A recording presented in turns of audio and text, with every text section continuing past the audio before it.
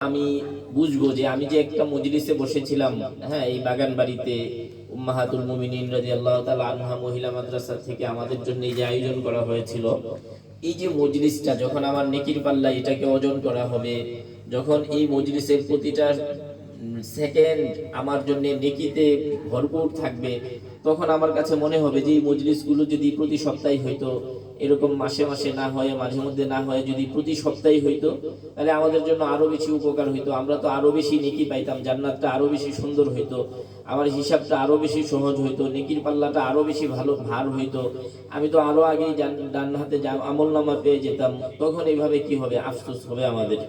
তো এই জন্য আল্লাহ তাআলা তো এইভাবে বলছেন আমাদেরকে যে এই মজলিসগুলোতে বসার উপকারিতা এত বেশি। আল্লাহ বলছেন ফাজকুরুনি আযকুরুকুম ওয়াশকুরুলি ওয়ালা তাকফুরুন।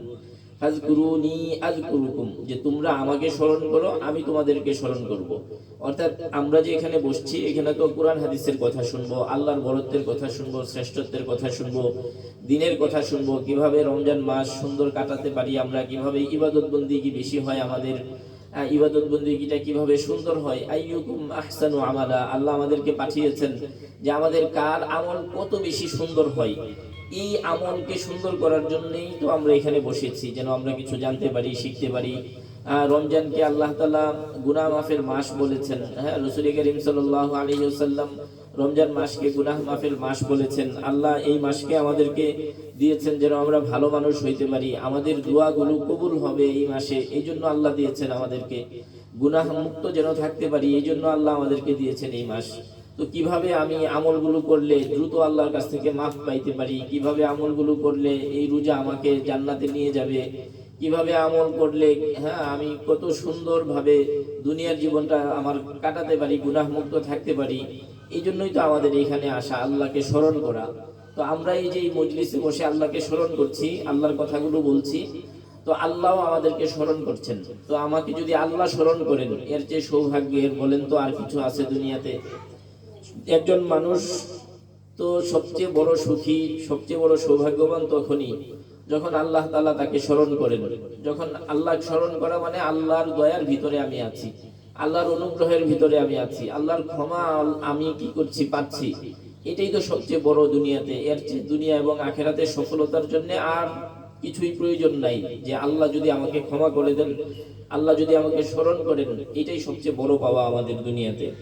এই জন্য আমাদের খুব গুরুত্ব দেওয়া চাই। হ্যাঁ, যে কোনো মূল্যে আল্লাহর কাছ থেকে রমজান মাসে আমাদের একটাই টার্গেট হওয়া চাই। সবচেয়ে বড় যেই টার্গেটটা আমাদের, এটা হলো যে বাস আমাকে আল্লাহর কাছ থেকে ক্ষমা নিতে হবে। এই যে আমরা আজকের মজলিসে বসেছি, এই মজলিসে বসলেই আল্লাহ গুনাহ মাফ করে দেন। হ্যাঁ, রাসূল করিম সাল্লাল্লাহু আলাইহি ওয়াসাল্লাম বলেছেন, এই যে আমরা বসছি, আমাদের চারপাশ থেকে রহমতের ফেরেশতারা আমাদেরকে বেষ্টন করে রেখেছে। তো আল্লাহ জিজ্ঞেস করেন, এই ফেরেশতারা একজনের কাঁধে ভর করতে করে করে উপরে উঠতে থাকে এইভাবে। আল্লাহর রাসূল সাল্লাল্লাহু আলাইহি ওয়াসাল্লাম বলেছেন, ইন্না লিল্লাহি মালাইকাতান সাইয়াহিন, যে আল্লাহ তাআলার কিছু ফেরেশতা আছেন যারা পৃথিবীতে ঘুরতে থাকেন, ঘুরে ঘুরে দলে দলে ঘুরেন, ঘুরে ঘুরে দেখেন যে কোথায় আল্লাহর বান্দাবান্দিরা জিকির করতেছে। যেখানে আল্লাহর বান্দাবান্দিরা জিকির করে, এই যে আমরা জিকিরের মজলিসে বসছি, আল্লাহর কথা বলতেছি, তো এই ফেরেশতারা আমাদেরকে এইভাবে খুঁজে পাইছে। পাওয়ার পর এরা একজনের কাঁধে ভর করে করে আরেকজন উপরে উঠতেছে, এইভাবে আসমান পর্যন্ত উঠে যায়। আল্লাহ জিজ্ঞেস করেন যে তোমরা কোথা থেকে আসছো, তোমাদের এই অবস্থা কেন? তখন ফেরেশতারা বলেন যে আল্লাহ, তোমার কিছু বান্দাবান্দি তোমার জিকির করতেছে, আমরা ওইখান থেকে আসছি। তো আল্লাহ বলেন যে এরা যে আমার জিকির করতেছে, এরা কি আমাকে দেখছে? না, আল্লাহ দেখে নাই। যদি দেখতো আরো বেশি জিকির করতো, আল্লাহ তোমার কথা ভুলতোই না আল্লাহ। তো আল্লাহ জিজ্ঞেস করেন যে এরা এই যে এত কষ্ট করে আসছে, হ্যাঁ, তো এদের কি, এরা কি চায় আমার কাছে, কেন আসছে, এরা একত্র হয়েছে কেন, আমার জিকির করতেছে, কি চায়, এদের চাওয়া পাওয়া কি বলো? তখন ফেরেশতারা বলে যে আল্লাহ, এদের চাওয়া পাওয়া তো হলো এরা জান্নাত চায় আপনার কাছে। এরা আপনার কাছে কি চায়? জান্নাত চায়। তো মা বোনরা, আল্লাহ রাসূল সাল্লাল্লাহু আলাইহি ওয়াসাল্লাম এই রমজান মাসে আমাদেরকে চারটা কাজ বেশি করতে বলেছেন, চারটা কাজ বেশি করে করতে বলেছেন। চারটা কাজের মধ্যে রাসূল করিম সাল্লাল্লাহু আলাইহি ওয়াসাল্লাম বলেছেন দুইটা কাজ এমন যে দুইটা কাজ না করে তোমাদের কোনো উপায় নাই। বুঝে আসছে? তো এই দুইটা কাজের মধ্যে একটা হলো যে আল্লাহর কাছে জান্নাত চাওয়া। রমজান মাসে আল্লাহর কাছে বেশি পরিমাণে জান্নাত চাওয়া। তো জান্নাত চাইলে কি হয়? আমরা যখন কি করি, আল্লাহর কাছে বলি যে আল্লাহ আপনি আমাকে জান্নাতি বানান, জান্নাতি মানুষের কাজগুলো আমাকে দিয়ে করান, আল্লাহ আমাকে জান্নাতে যাওয়ার মতো সুযোগ করে দেন, তৌফিক দান করেন। যখন আমি আল্লাহর কাছে জান্নাত চাই, এইভাবে যখন আমরা 3বার আল্লাহর কাছে জান্নাত চাই যে আল্লাহ আপনি আমাকে জান্নাতি জান্নাতি বানায় দেন, হ্যাঁ বাংলায় দোয়া করব, কোনো অসুবিধা নেই। হ্যাঁ, আল্লাহুম্মা ইন্না নাসআলুকাল জান্নাহ। হ্যাঁ, যদি আরবি পারি বলবো আল্লাহর কাছে যে আল্লাহুম্মা ইন্না নাসআলুকাল জান্নাহ, যে আল্লাহ আপনি আমাদেরকে কি করেন জান্নাতি বানায় দেন। না পারলে বাস সহজ একের বাংলায় যে আল্লাহ আপনি আমাকে কি করেন জান্নাতি বানায় দেন, জান্নাতি মানুষের কাজগুলো সহজ করে দেন আমার জন্য। আর এই দোয়াটা তো আমরা সবাই পারি, রব্বানা আতিনা ফিদ দুনিয়া হাসানা ওয়া ফিল আখিরাতি হাসানা ওয়া কিনা আযাবান নার, রব্বানা আতিনা ফিদ দুনিয়া হাসানা ওয়া ফিল আখিরাতি হাসানা ওয়া কিনা আযাবান নার। এই যে ওয়া ফিল আখিরাতি হাসানা, এইখানে জান্নাত চাওয়া হয়েছে আল্লাহর কাছে। হ্যাঁ, তো এই জন্য আমরা বেশি পরিমাণে জান্নাতের আল্লাহর কাছে জান্নাতের দোয়া করব। তো তখন যখন একজন মানুষ জান্নাত চায় আল্লাহর কাছে, 3বার যখন চায় জান্নাত আল্লাহর কাছে, সে তখন জান্নাত তখন বলতে থাকে যে আল্লাহ তুমি তাকে আমার মধ্যে প্রবেশ করায় দাও। তখন আমরা যখন 3বার আল্লাহর কাছে জান্নাত চাই, তখন জান্নাত আমাদেরকে চাইতে শুরু করে যে আল্লাহ এই বান্দাবান্দি, আল্লাহ তোমার এই বান্দাবান্দি তো আমাকে চাচ্ছে, আল্লাহ এখন সে 3বার চাইছে, এখন আমি তাকে চাই, আল্লাহ তুমি আমার মধ্যে তাকে প্রবেশ করায় দাও। এই জন্য মা বোনরা আমরা বেশি করে কি করব, জান্নাতের জন্য আল্লাহর কাছে দোয়া করব, জান্নাত চাইবো আল্লাহর কাছে। রমজানে যে 2টা কাজ নবীজি বলেছেন, যে কাজগুলো না করে কোনো উপায় নাই তোমাদের, এর মধ্যে একটা হলো আল্লাহর কাছে জান্নাত চাওয়া, আরেকটা হলো আল্লাহর কাছে জাহান্নাম থেকে মুক্তি চাওয়া, আল্লাহর কাছে জাহান্নাম থেকে মুক্তি চাওয়া। ওকিনা আযাবান নার। হ্যাঁ, আল্লাহ তাআলা এইভাবে বলছেন, ঈমানের প্রশংসা করছেন, আল্লাযীনা ইয়াকুলুনা রব্বানা ইন্নানা আমান্না ফাগফির লানা যুনুবানা ওয়া কিনা আযাবান নার। যারা ঈমানদার, আল্লাহ বলতেছেন যারা ঈমানদার তারা এইভাবে কি করে আল্লাহর কাছে দোয়া করে যে আল্লাহ আমি তো ঈমান আনছি, এই ঈমানের উসিলায় আপনি আমার গুনাহগুলো maaf করে দেন, আপনি আমাকে জাহান্নাম থেকে বাঁচায় দেন। ওই যে রব্বানা আতিনা ফিদ দুনিয়া হাসানা ওয়া ফিল আখিরাতি হাসানা ওয়া কিনা আযাবান নার, এইখানেও জাহান্নাম থেকে মুক্তি চাওয়া হয়েছে যে আল্লাহ আপনি আমাকে দুনিয়ার সব কল্যাণ দান করেন, দুনিয়ার সব কল্যাণ একেবারে যা কিছু প্রয়োজন আপনার। এবং রাসূল করিম সাল্লাল্লাহু আলাইহি ওয়াসাল্লামের সব দোয়াতেই এই দোয়াটা থাকতো, রব্বানা আতিনা ফিদ দুনিয়া হাসানা ওয়া ফিল আখিরাতি হাসানা ওয়া কিনা আযাবান নার। এই জন্য এই দোয়াটা আমরা বেশি করে পড়বো। এখানে জান্নাতও চাওয়া হয়েছে, জাহান্নাম থেকেও মুক্তি চাওয়া হয়েছে মা বোনরা। এই জন্য আর যদি আরবি না পারি বাস আল্লাহর কাছে বাংলায় বলবো যে আল্লাহ আপনি আমাকে জান্নাতি বানান, আল্লাহ জাহান্নাম থেকে আপনি আমাকে হেফাজত করেন, জাহান্নামীদের কাজগুলো থেকে আপনি আমাকে রক্ষা করেন, আল্লাহ আমি যেন ভুলেও জাহান্নামী মানুষদের মতো কাজ না করি, এইভাবে আমাকে আপনি কি করেন জীবনযাপন করার তৌফিক দান করেন। তো 2টা কাজ রমজানে নবীজি 4টা বেশি করে করতে বলেছেন, এর মধ্যে 2টা হলো যে 2টা না করে আমাদের কোনো উপায় নেই। একটা হলো জান্নাত চাওয়া বেশি করে, আরেকটা হলো জাহান্নাম থেকে মুক্তি চাওয়া। আর 2টা কাজের কথা রাসূল করিম সাল্লাল্লাহু আলাইহি ওয়াসাল্লাম বলেছেন যে এই 2টা কাজ যদি তোমরা করো তাহলে আল্লাহ তোমাদের প্রতি সন্তুষ্ট হয়ে যাবেন, আল্লাহ তোমাদের প্রতি কি হবেন, সন্তুষ্ট হয়ে যাবেন। তো এই 2টা কাজ হলো লা ইলাহা ইল্লাল্লাহ, বেশি করে পড়া। আমরা সবাই পড়ি, হ্যাঁ মা বোনরা আস্তে পড়ি, আওয়াজ না করে, লা ইলাহা ইল্লাল্লাহ, লা ইলাহা ইল্লাল্লাহ। হ্যাঁ আপনারাও পড়েন, লা ইলাহা ইল্লাল্লাহ, লা ইলাহা ইল্লাল্লাহ। তো এটা বেশি করে পড়া, যতবার পারি দিনের বেলায়। আমি বিভিন্ন কাজ করতেছি, হ্যাঁ আমি রান্না বান্না করতেছি, অন্যান্য কাজ করতেছি, কোনো অসুবিধা নেই, আমি কি করব, লা ইলাহা ইল্লাল্লাহ পড়তে থাকবো। আমার যদি নামাজ নাও থাকে, মা বোনদের বিশেষ সময়ে নামাজ পড়েন না, রোজা নাই, বুঝাচ্ছে কোরআন তিলাওয়াত করা যাবে না, কিন্তু অন্যান্য জিকির করা যাবে, এই লা ইলাহা ইল্লাল্লাহ পড়তে কোনো অসুবিধা নাই। এই দিনগুলো যেন অনর্থক কেটে না যায়, উদাসীনতায় কেটে না যায়। হ্যাঁ, এইভাবে আমার ইবাদত কিন্তু শেষ হয়ে যায় না, ইবাদত ঠিকই থাকে, শুধু নামাজ রোজা আর কোরআন তিলাওয়াত থাকে না, বাকি সব ধরনের জিকির আপনি কি করতে পারবেন, করতে পারবেন। তো এই জন্য রাসূল করিম সাল্লাল্লাহু আলাইহি ওয়াসাল্লাম বলেছেন রমজান মাসে 2টা কাজ তোমরা বেশি করবা, যেই 2টা কাজ করলে আল্লাহ তোমাদের প্রতি সন্তুষ্ট হয়ে যাবেন। আর আল্লাহ তাআলা যদি কারো প্রতি সন্তুষ্ট হয়ে যান, ফালা খাউফুন আলাইহিম ওয়ালা হুম ইয়াহজানুন, তার দুনিয়া আখিরাতে কোথাও কোনো ধরনের চিন্তা, দুশ্চিন্তা, দুর্দশা, কোনো কিছুই দুঃখ কষ্ট তাকে স্পর্শ করবে না, সে সব কিছুতেই সন্তুষ্ট থাকতে পারবে আল্লাহর প্রতি। যখন একজন মানুষ এইভাবে লা ইলাহা ইল্লাল্লাহ বেশি পড়বে, আল্লাহ তার প্রতি সন্তুষ্ট হয়ে যাবেন। রাসূল করিম সাল্লাল্লাহু আলাইহি ওয়াসাল্লাম বলেছেন, যে ব্যক্তি, কোনো এক ব্যক্তি যদি লা ইলাহা ইল্লাল্লাহ পড়ে, তখন আসমানের আল্লাহর যে রহমতের দরজা আছে, এই রহমতের দরজাটা আল্লাহ খুলে দেন। তো এই রহমতের দরজাটা খুলে দিয়ে যে লা ইলাহা ইল্লাল্লাহ পড়ছে, আল্লাহ তার প্রতি রহমত বর্ষণ করতে থাকেন। দেখেন লা ইলাহা ইল্লাল্লাহর এত শক্তি যে একজন কাফের ধরেন 80 বছর ধরে শিরক করছে সে, হ্যাঁ, কিন্তু সে লা ইলাহা ইল্লাল্লাহ একবার পড়ছে, এই একবার পড়ার কারণে আল্লাহ তার জীবনের সব গুনাহ মাফ করে দেন, তাকে আল্লাহ জান্নাতি বানায় দেন এই এক লা ইলাহা ইল্লাল্লাহ পড়ার কারণে।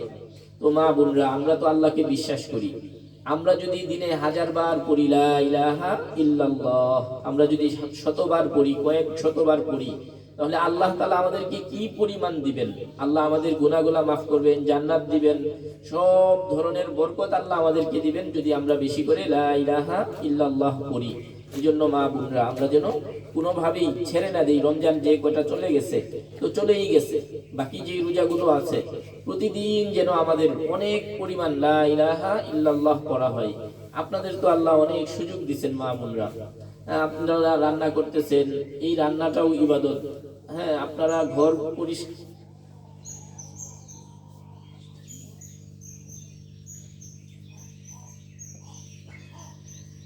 হ্যাঁ, তো এই লা ইলাহা ইল্লাল্লাহ আপনি সব কাজের ভিতরেই রান্না করতেছেন, মাঝখানে পড়তে পারতেছেন, হ্যাঁ, অন্য কথা না বলে বাস বেশি পরিমাণে কি করা, লা ইলাহা ইল্লাল্লাহর জিকির করা। তো এই লা ইলাহা ইল্লাল্লাহর শক্তি এত বেশি যে কিয়ামতের দিন হাসরের ময়দানে একটা অবস্থা হবে এরকম যে একজন মানুষকে আল্লাহ ডাক দিবেন, ডাক দেওয়ার পরে আল্লাহ তাকে অনেকগুলো খাতা দেখাবেন, দফতর, রেজিস্ট্রি খাতা, হ্যাঁ, 99টা অনেক বড় বড় খাতা। এগুলা দেখা সে চমকায়া যাবে, আশ্চর্য হবে। হ্যাঁ, তো এই সবগুলোর মধ্যে তার গুনাহ লেখা। তো আল্লাহ তাকে জিজ্ঞেস করবেন, এই তুমি কি এই গুনাহগুলা করছো? তখন সে বলবে যে আল্লাহ সব করছি, সব স্বীকার করবে সে। হ্যাঁ, যে বিন্দু পরিমাণও আল্লাহ বাড়ানো হয় নাই, বিন্দু পরিমাণও কমানো হয় নাই আল্লাহ এখানে। হ্যাঁ, লা ইউগাদিরু সাগীরাতান ওয়ালা কাবীরাতান ইল্লা আহসাহা, যে যা যা করা হয়েছে ছোট বড় সব আছে এখানে, আল্লাহ একটু কি হয় নাই, কম বেশি হয় নাই। তো আল্লাহ বলবেন যে এইগুলার পরে, এইগুলার বিপরীতে তোমার নেকির কি আছে বলো আমাকে একটু। তখন সে বলবে যে আল্লাহ, আমার তো জাহান্নামে যাওয়া ছাড়া আর কোনো উপায় নাই, আমার তো কোনো নেকিই নেই আল্লাহ। তখন আল্লাহ বলবেন যে তোমার একটা কাগজ আছে আমার কাছে, যেখানে তোমার নেকি আছে, এক টুকরা কাগজ। তখন ওই বান্দা বলবে যে আল্লাহ, এই এক টুকরা কাগজে কি হবে আমার? আল্লাহ, আমার তো এটার সাথে তো ওজনের কোনো ইয়াই হবে না আল্লাহ, এক পাশে 99টা খাতা, আর এক পাশে এই এক টুকরা কাগজ আল্লাহ। তখন আল্লাহ বলবেন যে ঠিক আছে, দেখি ওজন দিয়ে। তখন ওজন দেওয়া হবে, ওই এক টুকরা কাগজের পাল্লাটাই ভারী হবে, ওই এক টুকরা কাগজের মধ্যেই লেখা লা ইলাহা ইল্লাল্লাহ। এত শক্তিশালী আমল হলো লা ইলাহা ইল্লাল্লাহ। এই জন্য মা বোনরা, কোনোভাবেই যেন আমরা এটা ছুটে না যায় আমাদের, লা ইলাহা ইল্লাল্লাহ বেশি পরিমাণে করব, যা কিছুই হোক আমার, হ্যাঁ, যত ব্যস্ততাই থাকুক, আমি লা ইলাহা ইল্লাল্লাহর জিকির যেন ছেড়ে না দিই, আমার থেকে যেন ছুটে না যায়। হযরত মুসা আলাইহিস সালাম আল্লাহকে একবার বলছেন, আল্লাহ আমাকে একটা স্পেশাল জিকির দেন আল্লাহ। তো আল্লাহ বলছেন, মুসা তুমি লা ইলাহা ইল্লাল্লাহ পড়বা বেশি করে। তখন মুসা আলাইহিস সালাম বলতেছেন, আল্লাহ এটা তো সবাই পড়ে, এটা তো তোমার সব বান্দাবান্দিই পড়ে, আল্লাহ আমি তো আলাদা একটা স্পেশাল জিকির চাইছি তোমার কাছে, আল্লাহ তুমি আমাকে আলাদা একটা জিকির দাও। তখন আল্লাহ বলছেন, মুসা তুমি জানো এই লা ইলাহা ইল্লাল্লাহ কত শ্রেষ্ঠ জিকির, কত ফজিলতপূর্ণ জিকির, এবং কত অজনদার জিকির এই লা ইলাহা ইল্লাল্লাহ। তখন মুসা আলাইহিস সালাম বলছেন, না আল্লাহ এটা তো আমার জানা নেই। আল্লাহ বলছেন যে মুসা জানো, এই লা ইলাহা ইল্লাল্লাহ যদি এক পাল্লায় রাখা হয়, আরেক পাল্লায় যদি আসমান জমিন পৃথিবীর যা কিছু আছে সব কিছু আরেক পাল্লায় রাখা হয়, তো এই কালিমার পাল্লাটাই ভারী হবে। হ্যাঁ, তো এই জন্য মা বোনরা, আমরা কালিমা পড়বো বেশি করে, লা ইলাহা ইল্লাল্লাহ পড়বো। সাহাবায়ে কেরামকে রাসূল করিম সাল্লাল্লাহু আলাইহি ওয়াসাল্লাম বলেছেন, জাদ্দিদু ঈমানাকুম, যে তোমরা তোমাদের ঈমানকে নবায়ন করো। সাহাবায়ে কেরাম বলছেন, হে আল্লাহর রাসূল, কিভাবে আমরা আমাদের ঈমানকে নবায়ন করব? রাসূল করিম সাল্লাল্লাহু আলাইহি ওয়াসাল্লাম বলেছেন যে তোমরা বেশি পরিমাণে লা ইলাহা ইল্লাল্লাহ পড়ো, এতেই তোমাদের কি হবে, ঈমান নবায়ন হবে, ঈমান নতুন হবে। এই যে আমরা কাপড় চোপড় পরি, কাপড় চোপড় পরলে কাপড় ময়লা হয় না? কাপড় ময়লা হয়, এরপর আমরা ধুয়ে পরিষ্কার করি।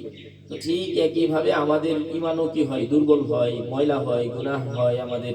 তো এই গুনাহ কাটানোর জন্য, ঈমান শক্তিশালী করার জন্য লা ইলাহা ইল্লাল্লাহ বেশি করে পড়া। এই জন্য ইনশাআল্লাহ বেশি করে পড়বো, আল্লাহ আমার প্রতি সন্তুষ্ট হবেন। আর আল্লাহ যদি সন্তুষ্ট হয়ে যান, পৃথিবীর কেউ আমার কোনো ক্ষতি করতে পারবে না, পৃথিবীর সবাই আমাকে ভালোবাসতে শুরু করবে। আল্লাহ যখন ভালোবাসেন তখন আল্লাহ আসমানে ঘোষণা করে দেন যে জিবরাইল, আমি অমুক ফেরেশতাকে, অমুক মানুষকে ভালোবাসি, তুমিও তাকে ভালোবাসতে থাকো।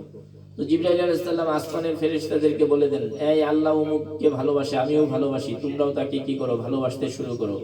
তখন আসমানের ফেরেশতারা ভালোবাসতে থাকেন।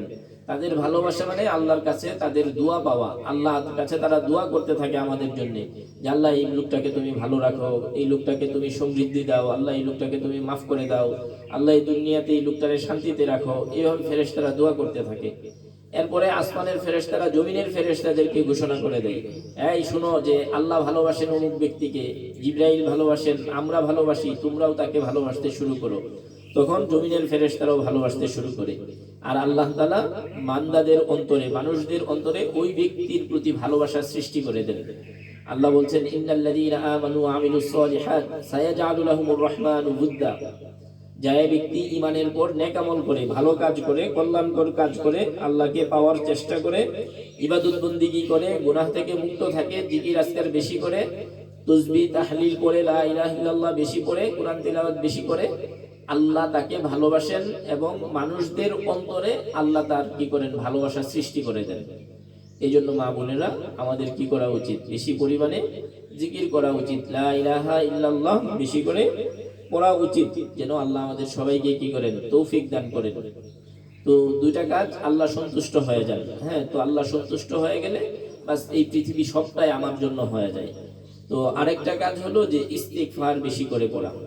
হ্যাঁ, একটা হলো লা ইলাহা ইল্লাল্লাহ বেশি করে পড়া, আরেকটা হলো ইস্তিগফার, আস্তাগফিরুল্লাহ বেশি করে পড়া, আস্তাগফিরুল্লাহ বেশি করে পড়া। আস্তাগফিরুল্লাহ এটা তো আমরা সবাই পারি, হ্যাঁ পড়ি, আমরা মা বোনরা মনে মনে পড়ি, আওয়াজ ছাড়া পড়ি, আর আমরা পড়ি। হ্যাঁ, আস্তাগফিরুল্লাহ, আস্তাগফিরুল্লাহ, আস্তাগফিরুল্লাহ ওয়া আতুবু ইলাইহি,